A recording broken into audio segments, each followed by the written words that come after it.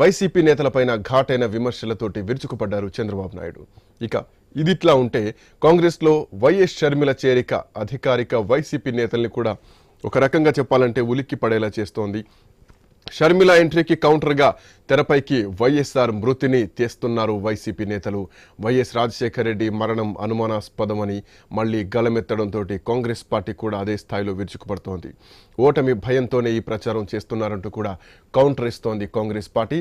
So ఓవరాల్గా చూసుకుంటే గనక ఒక త్రిముఖ పోరు స్టార్ట్ అయిందా, అటు భారతీయ జనతా పార్టీ స్టాండ్ ఎట్లా ఉండబోతోంది, ఇవన్నీ కూడా ప్రధానంగా చర్చనీయాంశంగా మారినటువంటి క్రమంలో ఎన్నికలు సమీపిస్తున్నాయి. సో ఇట్లా నేపథ్యంలో ఇప్పటికే అంగన్వాడీలు అంటే ఒక డెడ్ లైన్ కూడా ఈ రోజుకు ముగిసిపోతోంది. మరోవైపు అటు 108, 104 సిబ్బంది సైతం వాళ్ళు కూడా స్ట్రైక్ దిగుతామంటూ కూడా మాట్లాడుతున్నటువంటి క్రమంలో ఎట్లా ఉండబోతోంది ప్రభుత్వం, ఎట్లా అంటే ఈ సమస్యల నుంచి ఎట్లా గట్టెక్కబోతోంది, ఏం చేయబోతోంది, ఎట్లా నిర్ణయం తీసుకోబోతోంది.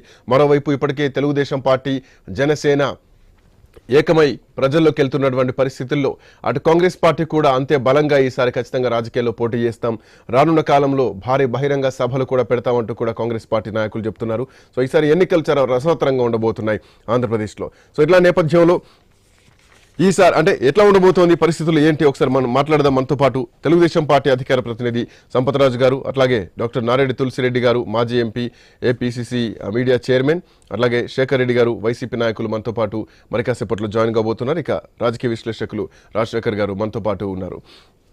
రైట్, ముందుగా సంపత్రాజు గారు. నమస్కారం. రైట్, నమస్తే సంపత్రాజు. ఒక కీలకమైనటువంటి మాటలు మాట్లాడుతున్నారు. అటు అమరావతి వెలవెలబోతోంది, హైదరాబాద్ వెలిగిపోతోంది అంటూ కూడా. సో మీరు అమరావతిని చాలా అంటే కీలకంగా తీసుకురావడం జరిగింది. ఆంధ్రప్రదేశ్కు అమరావతి రాజధాని అంటూ కూడా మాట్లాడడం జరిగింది. సో ఈసారి అమరావతి పైన కానీ లేదంటే 3 రాజధానుల పైన కానీ వైసీపీ ఇప్పటివరకు ఇట్లా నిర్ణయం తీసుకోలేదు. సరే, ఇంకా వాళ్ళు డిబేట్లో జాయిన్ కాలేదు. Let's see what will happen, ఏం జరగబోతోంది అనుకుంటే కనుక ఈసారి ఎన్నికల్లో ఎట్లా ఉండబోతోంది. మరోవైపు షర్మిల ఎంట్రీ కూడా చాలా ప్రధానంగా ఉంది.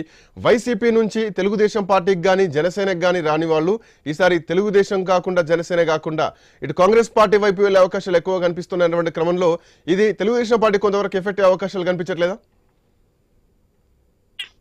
అందరికీ నమస్కారం అండి. ఇక్కడ ఒక విషయం అండి, ఇక్కడ ఏదైతే ముందుగా మనం అమరావతి గురించి మాట్లాడుకున్నట్లయితే అమరావతి దాని పర్యవసానం ఆ జిల్లాల్లో ఏ విధంగా ఉంటుంది అనేది నర్సరావుపేటలో ఉన్నటువంటి వైఎస్ఆర్ కాంగ్రెస్ పార్టీకి చెందినటువంటి ఒక ఎంపీ వ్యాఖ్యలే మనం ఆదర్శంగా తీసుకోవాలి. ఎందుకంటే ఎంపీ స్వయంగా నువ్వు గుంటూరుకి వెళ్ళు, ఇక్కడ నర్సరావుపేట వేరే వాళ్ళకి ఇస్తామని చెప్తే ఆయన గుంటూరు పోయి నేనేం ఉద్ధరించాలయ్యా, గుంటూరులో మా పరిస్థితి దారుణంగా ఉంటుంది, ఎందుకంటే అమరావతిని నువ్వు ఏ విధంగా చేసావో ప్రజలందరూ తెలుసు, రేపు ప్రజలతో నేను ఫేస్ చేయలేను, నేను పోలేని ప్రజలు ముంగిటని చెప్పేసి నేను కావాలని రాజకీయాలు విత్డ్రా చేసే పరిస్థితిలో ఉన్నానని చెప్పేసి మాట్లాడిన పరిస్థితి మనం ఎంపీ ఒక స్వయాన వాళ్ళ పార్టీకి చెందినటువంటి ఎంపీ మాట్లాడిన మాటలు మనం చూస్తున్నాం. కాబట్టి రాజధానిని ఏ విధంగా నాశనం చేశాడు, 3 ముక్కలాట ఏ విధంగా ఆడాలనుకున్నాడు అనేది రాష్ట్ర ప్రజలు అందరూ చూస్తున్నారు. రేపు దానికి బుద్ధి చెప్తారు, అవన్నీ కూడా పక్కన పెడతారు. రెండోది, షర్మిల గారి ఎంట్రీ గురించి మీరు అడుగుతున్నారు. షర్మిల గారి ఎంట్రీ అంటే షర్మిల గారు ఏ పార్టీలో ఉన్నారు? కాంగ్రెస్ పార్టీ. ఈనాడు తల్లి కాంగ్రెస్ లో నుంచి పుట్టినటువంటి పార్టీ వైఎస్ఆర్ కాంగ్రెస్ పార్టీ, పిల్ల కాంగ్రెస్ అది. కాబట్టి ఏదైనా దానిలో ఏదైనా నష్టం జరిగితే వైఎస్ఆర్ కాంగ్రెస్ పార్టీ జరుగుతుంది, కానీ ఏ పార్టీకి ఎటువంటి నష్టం అయితే జరగదు. ఎందుకు చెప్తానంటే ఈ రోజు కాంగ్రెస్ పార్టీలో ఉన్నటువంటి వ్యక్తులందరూ కూడా వైఎస్ఆర్ కాంగ్రెస్ పార్టీలో ఉన్నారు. రేపు జగన్మోహన్ రెడ్డి గారు చేసే పిచ్చి పనులు, ఉద్యోగ బదిలీలు లాగా ఎమ్మెల్యేల బదిలీలు, ఎంపీల బదిలీలు అని చెప్పి ఏదైతే కార్యక్రమం చేసుకుంటున్నాడో, ఈ బదిలీల్లో మాకు నచ్చవు అక్కడికి పోమని చెప్పి ఎవరైతే భీష్మించుకుంటున్నారో వీళ్ళందరూ కూడా ప్రత్యామ్నాయంగా రేపు కాంగ్రెస్ పార్టీ కనబడుతుంది. ఎందుకంటే వాళ్ళకి ఎక్కడి నుంచి అయితే వచ్చారో ఆ మూలాలు మళ్ళీ ఇప్పుడు ఇక్కడ లేచే పరిస్థితి కనబడుతుంది. కాబట్టి బలమైన నాయకత్వం వస్తుంది, కాబట్టి వాళ్ళందరూ కూడా అక్కడికే వెళ్తారు. కాబట్టి ఎటువంటి నష్టం ఏ పార్టీకి ఉండదు. ఏదైనా నష్టం ఉంది అంటే కాంగ్రెస్ పార్టీ వల్ల ఒక్క వైఎస్ఆర్ కాంగ్రెస్ పార్టీకి మాత్రమే ఉంటుంది. సో తెలుగుదేశం పార్టీకి ఏం నష్టం ఉండదు. తెలుగుదేశం రావాలనుకున్న వాళ్ళు, ఎందుకంటే మీరు అన్నట్టు తల్లి కాంగ్రెస్ పిల్ల కాంగ్రెస్ అని చెప్పేసి ఒక మాట అనడం జరిగింది. సో రాజకీయంగా ప్రతిపక్షంలోకి రావాలని చూస్తారు.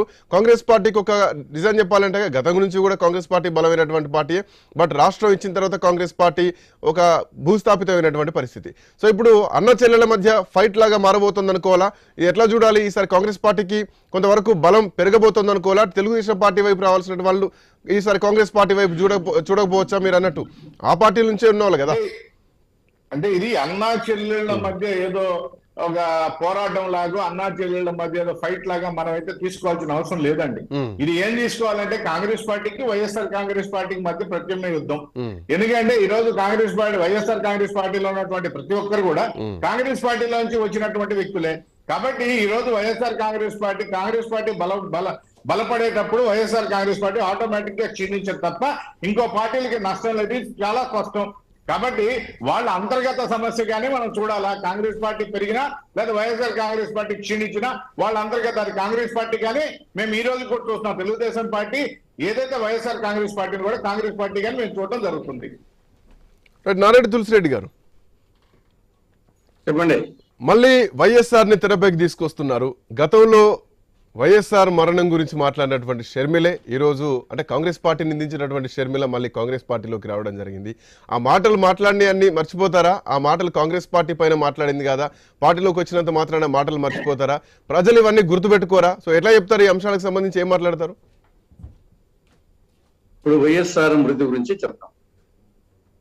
ఆ రోజుల్లో ఏం చేశారు జగన్మోహన్ రెడ్డి గాని వాళ్ళ పత్రికలు గాని వాళ్ళందరూ ఏమి ప్రచారం చేశారు?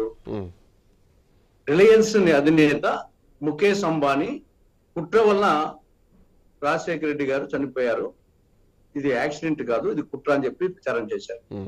ప్రచారం చేసి ముఖేష్ అంబానీ రిలయన్స్ అవుట్లెట్స్ మీద దాడి చేసి అనేక పెట్రోల్ బంకులు, డీజిల్ బంకులు ఇవన్నీ నాశనం చేశారు. ఆ కేసు రంగాలు జరుగుతూ ఉన్నాయి.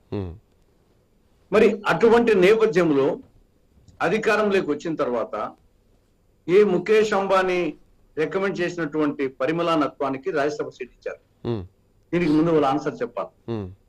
ముఖేష్ అంబానీ కారకుడు రాజశేఖర రెడ్డి గారి హత్యకు అని చెప్పిన వాళ్ళు రాజశేఖర్ చనిపోయేదానికి, మరి అదే ముఖేష్ అంబానీ గన్నవరం ఎయిర్పోర్ట్ కు వస్తే విజయసాయి రెడ్డి గారు పోయి రెడ్ కార్పెట్ వెల్కమ్ తీసుకొని జగన్మోహన్ రెడ్డి ఇంటికాడికి పిలుచుకొచ్చి సడ్రసోపేతమైన భోజనాలు పెట్టి ముఖేష్ అంబానీ రికమెండ్ చేసినటువంటి పరిమళనత్వానికి రాజ్యసభ సీట్ ఇచ్చారు.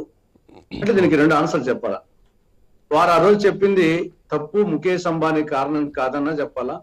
లేకుంటే మేము ఏ స్థాయికైనా దిగజారిపోతాము కాబట్టి అని మేము వచ్చేసి మా తండ్రి చంపిన వాళ్ళకు కూడా మేము పదవులు ఇస్తాము అని దానికి ముందు ఆన్సర్ చెప్పాలా? నంబర్ 1.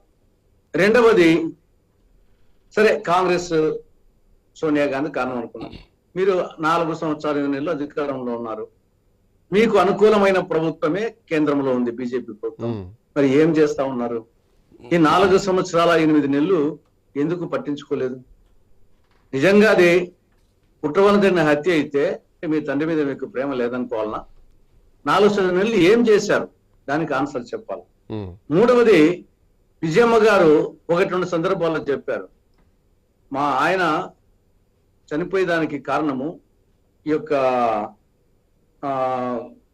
యొక్క మేఘాలు కుమ్లోమస్ నింబస్ లో మేఘాలు వచ్చేసి కుమ్లో నింబస్ మేఘాలు. ఆ రోజు వచ్చి నేను కూడా వద్దని చెప్పాను, పోవద్దు, ఆకాశము మేఘావృతమైంది, పోవద్దని నేను కూడా చెప్పాను. కానీ నా మాట కూడా వినకుండా పోయాడు. ఈ యొక్క కుములో నింబస్ మేఘాలు ఆ యొక్క వర్షాలే కారణం అని చెప్పేసి విజయమ్మ, రాజశేఖర రెడ్డి గారి సహధర్మచారిని విజయమ్మ చెప్పారు. దీనికి ఆన్సర్ చెప్పాలి. కాబట్టి ఇవన్నీ ప్రస్తుతం వచ్చేసి కాంగ్రెస్ కు నకిలీ కాంగ్రెస్ కు మధ్య పోరాటం జరుగుతూ ఉంది.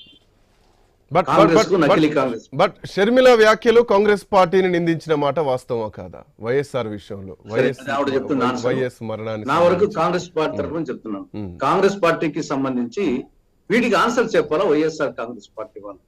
ఒకటేమి పరిమళనత్వాన్ని విషయము, రెండేమి 5 years ఏం చేశారు, మూడవదేమి విజయమ్మ గారి వ్యాఖ్యలు.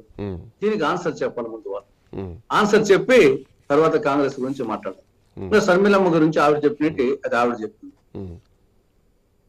సో పార్టీకి సంబంధం లేదు, వ్యక్తిగత విషయం. పార్టీని నిందించినా గానీ ఈ రోజు ఆమెనే ప్రశ్నించాలంటారు మీరు?